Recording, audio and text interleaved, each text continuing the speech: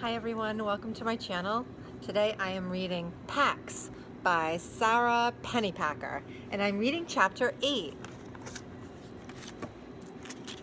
The sound Peter most loved in the world, the leather-to-leather smack of ball and glove, was so real in his dream that he smiled as he opened his eyes, and then yelped in shock. A woman stood over him, tossing a baseball into a glove. She wore patched overalls with faded bandanas knotted along the straps, and her hair was a spiked mess that shook as she cocked her head to study him. He scrambled backward along rough wooden floorboards, crying out again, this time at the pain shooting up from his right foot. It all came back fast. In rising panic, he looked around for his pack. There it was, behind the woman, its contents strewn across the floor. She came closer and thumped the ball into the glove a little harder. His ball and his glove, Peter realized. The ball that had been in his pack. The glove he'd been sleeping on. He strained up. Hey, that's my stuff. What are you doing here? At that, the woman threw back her head and barked something between a laugh and a snort.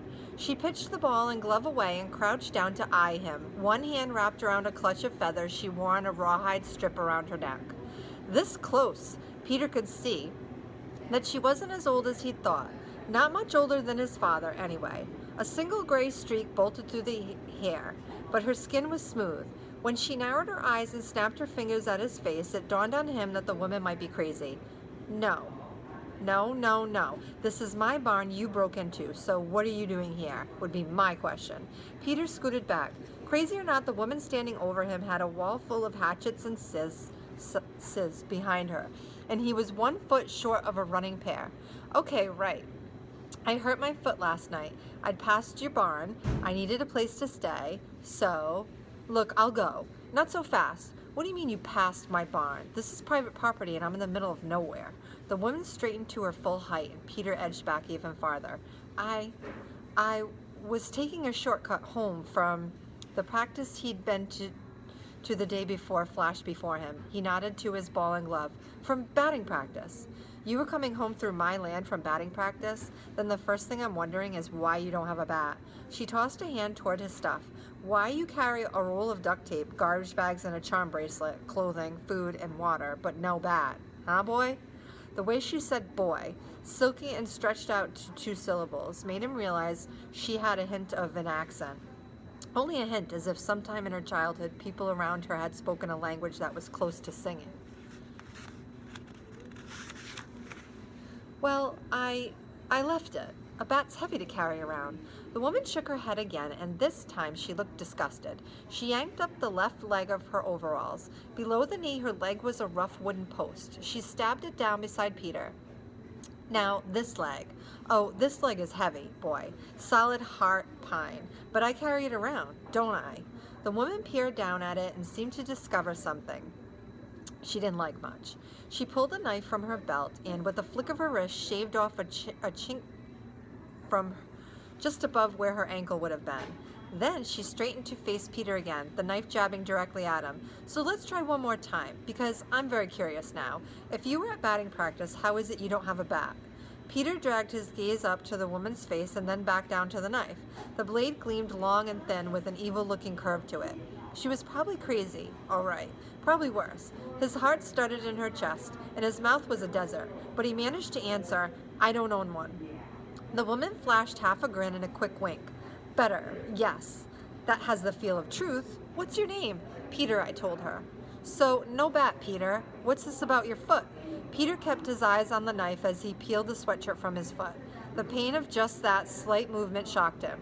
Shudders racked him, and for the first time he realized how cold he was. I twisted it. The woman crouched down, her wooden leg angled out awkwardly. Peter looked away. Don't move. Before he could even register what was happening, the woman slipped the cool blade of her knife inside his sock and with a quick stroke slid it open. He pressed his lips together to keep from crying out. His foot was as dark and swollen as an eggplant. You walked on this? Peter pointed to the branch beside him. I broke it off, made a cane. His finger was shaking. He dropped his hand. The woman nodded again and then cupped her hands around his heel. I'm going to move this around, she warned. You ready? No, don't touch it. But the woman began to probe his foot, calling commands. Move your big toe, now all of them, and the foot, side to side. Peter winced at the pain, but he did not but he did everything she asked. You're lucky, she said, setting Peter's foot down on his sweatshirt. A non-displaced fracture of the fifth metatarsal. That's a single clean break in the outermost bone of the foot. Lucky? How is a broken bone lucky? The woman reared back, slamming her wooden leg down near his hand, and then stabbed her blade into the wood. Oh, I don't know. Let's see. How is only a broken bone lucky? Okay, I get it. Sorry. She tugged the knife from her leg and pointed it at him. You're young. You'll be in a cast for maybe 6 weeks. Heal just fine. How do you know this stuff? Are you a doctor or something? I was a medic. Another life. The woman hoisted herself up and looked down at Peter as if she'd just put it together. A runaway. She crossed her arms over her chest and cocked her head at him. Yes. Are you running away? No, I was just out, hiking. She clapped her hands to her ears and frowned. I'm sorry, I couldn't hear you. My lie detector was going off. Try again. Are you running away from home? Peter sighed.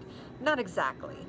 Then what exactly were you doing last night, passing through my land with your extra clothes and your supplies? No bat, Peter. Well, I'm not running away from home. I'm running away to home. Oh, that's a twist. Continue. Peter looked out the window over the workbench. Tall pines pierced a pale morning sky, and a bunch of crows argued noisily in the top branches. If there were a story he could tell that would get him out of this barn and back on the road to Pax, he would tell it. He would disappear into the day, fractured fifth metatarsal and all. But if such a story existed, he couldn't think what it was. He slumped against the wall. The war. It's heading for our town. They'll take the river. My dad had to go serve. My mom died, so it's just us. So he brought me. How old is this father of yours? What? He's 36. Why? Then he didn't have to do anything. If there's a draft, it's for 18 to 20-year-olds. Still kids, easy to brainwash. So if your father went, he volunteered. It was his choice. Let's start this story off with the truth. That's the rule around here. Okay, sure, he chose to go. And he brought me to my grandfather's. And you didn't like it there. That wasn't it. It was, could you put that away? The woman looked down and seemed surprised to find the knife in her hand. Such bad manners, Vala, she chided herself. We've forgotten how to behave with a guest. She tossed the knife into the workbench. Go on. Okay. I had a fox. I have a fox. We turned him loose. We left him on the side of the road. My dad said we had to, but I should never have done it. Since the instant they'd driven away, Peter had been tormented by the things he should have said to his father. They all came rushing out now. I raised him from a kit. He trusted me. He won't know how to survive outside.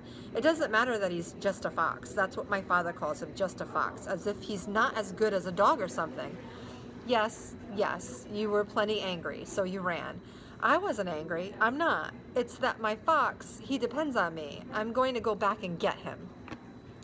Well, now you're not. Change of plans. No, I have to get him and take him home. Peter rolled to his knees, swallowing the gasp of pain that shot from his foot. He grabbed the branch and tried his weight on it for a second, then sank back down, exhausted from just that. Now, you still think this? How far away did you leave him? 200 miles, maybe more, Peter admitted. Vala snorted. You won't make it 2 miles now. You'd be nothing but bear bait out there. That is, if you didn't die of hypothermia the first night. You won't be able to move enough to keep warm. She leaned back against the workbench, winding a scarf around her finger, and Peter could tell she was trying to figure something out. She didn't look as crazy now, just deep in thought, and maybe worried. Then she seemed to come to a decision. Someone is bound to come looking for you. I can't have that. I need you gone. But I can't send you out like this. I have enough on my conscience. I'll bind that foot and give you something for the pain, something that's legal to give a child. And then, I'm not a child, I'm almost 13. Vala shrugged. And then you will leave. There's a garage not far down the highway. Call this grandfather of yours, have him come get you. I'm not going back. I'm going to get my fox. Not like this, you're not. You cannot bear weight on that broken foot until the bone heals. 6 weeks at least. Maybe you try again then? 6 weeks? No, that would be too late. My fox... Remember, boy, I know a little something about traveling on one leg. To get around before that bone heals, you'll have to learn to carry yourself from your shoulders and your arms. You have to become strong in new ways. Almost impossible for an adult, never mind a child. I'm not a child. Vala swept up a silencing hand. So you'll go back now and have that broken bone set. But first I'll bind it for you and fix you something better than that branch to walk with. Vala pushed herself off the workbench and left the barn. Peter watched her disappear down a pine-framed path, rolling with a limp so deep that it looked painful. Then he crawled across the floor and stuffed his belongings back into his pack. He pulled himself up to the workbench. The effort made him dizzy, and he had to white-knuckle the wood until his head cleared. His foot throbbed fiercely when he was upright, and by testing it slightly, he knew he wasn't going to be able to walk on it. Vala would bind it, though. He'd be able to walk on it then. He had to. He hoisted himself onto the bench to wait. He hadn't been able to see much of the barn the night before, even with the flashlight. Now he took it in. The floor was swept bare, and bags of seed and fertilizer stacked neatly by the door. The place smelled of clean hay and wood, and not of animals, although he could hear chickens nearby. The workbench took up a whole gable wall of the barn. It was lined with small tools and pieces of wood. Opposite dark against the bright rectangle of the doorway beside it, draped burlap covered a bunch of things mounted on the wall. Another convulsion of shivers shook him, this time not from the cold. The covered mounds were shaped like human heads, and any number of perfectly harmless things could be hanging on a barn wall, but what they really looked like were human heads. His throat went dry and his heart began to kick hard. He'd been stupid and careless. Probably the crazy woman was going to let him go. Why wouldn't she let him go? But maybe she wasn't. He found the knife she'd left and wrapped his palm around its smooth grip. Vala had the upper hand in whatever was going to happen between them, but that didn't mean he couldn't defend himself. He slid the blade into his pocket just as she appeared in the doorway. "Drink this." She handed Peter a mug and set a bowl beside him. Peter sniffed at the mug. "Cider. There's a measure of willow bark in it, so drink it all." Willow bark? Aspirin in the wilds. Peter put the mug down. He wasn't going to drink a crazy woman's brew. "Suit yourself." Vala took up the bowl, began stirring the green paste inside with her finger. "What's that?" "Poultice, with arnica for the bruising and comfrey for the broken bone." She gestured for him to prop his foot on the bench. The poultice felt cool and soothing as she eased it over the hot, tight skin. She untied a bandana from her overall strap and wrapped it around his foot, binding it with a second scarf so that it felt secure. Then she straightened up, wiping her hands on her overalls. "How tall are you?" 5'3". Why?" Vala didn't answer. She rummaged through a stack of lumber, brought several long, narrow pieces over to the pair of sawhorses, and began sawing them into paired leggings. The cut wood smelled fresh and clean as she nailed short boards across the tops of two longer ones. Peter understood. Crutches. She was making him a pair of crutches. The knife he'd stolen grew heavier across his thigh. In a few minutes, Vala had angle braced the top boards and screwed on hand rests. She measured the crutches against him, then sawed an inch off the bottom of each. Then she rolled out tire from the corner of the barn. She went to a workbench. She scanned its length. Peter's cheeks burned as she turned to him. "Did you take my knife?" Her voice had turned dangerous, like something that could burst into flame and peel the roof off the barn. Peter felt dizzy and his heart began to thud again. He pulled the knife out and handed it to her. "Why?" Peter swallowed hard. His words were gone. "Why?" Because I was afraid you might kill me." "Kill you?" She eyed him hard. "What, because I live out in the woods? That makes me a murderer?" Peter raised his shoulder toward the wall of bladed tools. "My tools. I have 20 acres of trees to care for, and I'm a wood carver. You thought they were weapons?" Peter looked away ashamed. "Look at me, boy." He turned back. "Maybe you are not wrong," she said, locking his gaze.